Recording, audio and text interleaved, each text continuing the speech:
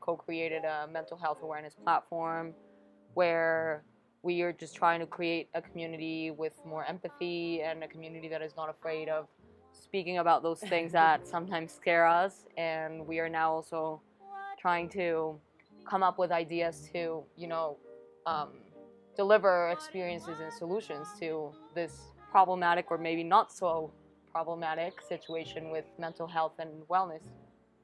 Instead of talking about the different tools and different things that we can do to improve our health as a whole, we kind of started thinking about how to bring this concept of functional mushrooms and functional health that is such a big part of all of our lives. Instead of just popping a pill, which you can do and it's also effective, but also like making these herbs and mushrooms part of your life, like integrating them in your life, like with rituals and foods that you enjoy. It's easier and it's a more long-term alternative. So it should be an experience. It's not only learning about it. Like you can read about mushrooms online. You can Google functional mushrooms and you'll get a lot of information there. But you need to experience it in order to make it part of your life.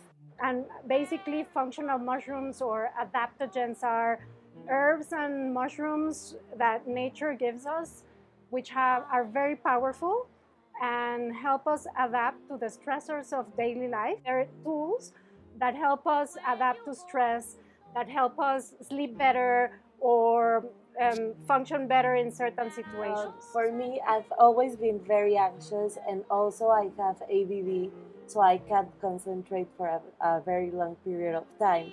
So when I took Galia's workshop, I started using rhodiola for concentration and ashwagandha for anxiety slash like depression a little bit.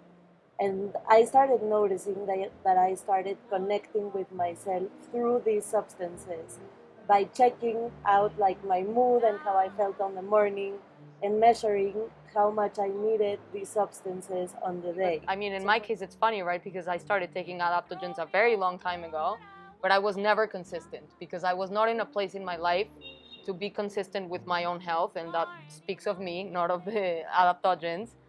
And so I never really felt that they worked because I was not being consistent, because taking adaptogens is, as you say, it's an experience and it's a lifestyle, like the doctor that gave them to me also told me foods that I should eat and foods that I shouldn't eat and a lot of different things. And I didn't listen to anything. So I just said, this doesn't work. And maybe 2 years ago, I think, or almost 3 years ago, I started taking it a little bit more seriously with other stuff in my life. And I think, to me, the change was immediate, but it had to do with a decision that I made for myself, like a compromise with myself, that I was willing to do what it was going to take for my life to be better. And that includes adaptogens and foods and many other things, it's not just one single thing. Yo soy una persona con mucha energía, que siempre aparentemente estoy de buen humor, que siempre tengo buena capacidad de concentración, soy muy eficiente, pero al mismo tiempo soy muy desconectada de mí misma y a veces muy desconectada de mi salud. Entonces, los adaptógenos para mí fueron... También soy una persona perfeccionista, y entonces todo tiene que ser perfecto, siempre.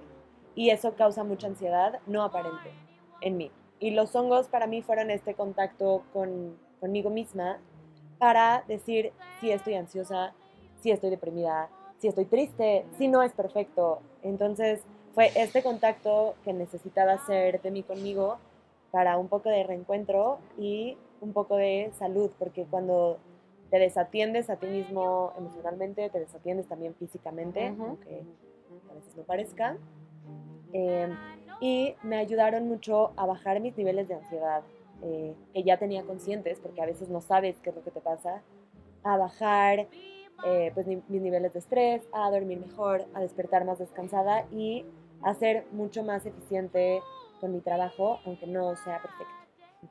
Like mushrooms are amazing, but you also have to work.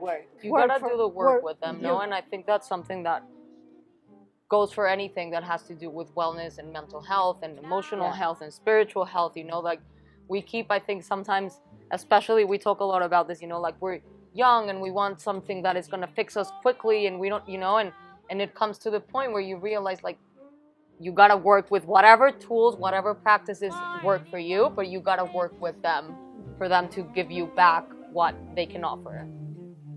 There is only you for me.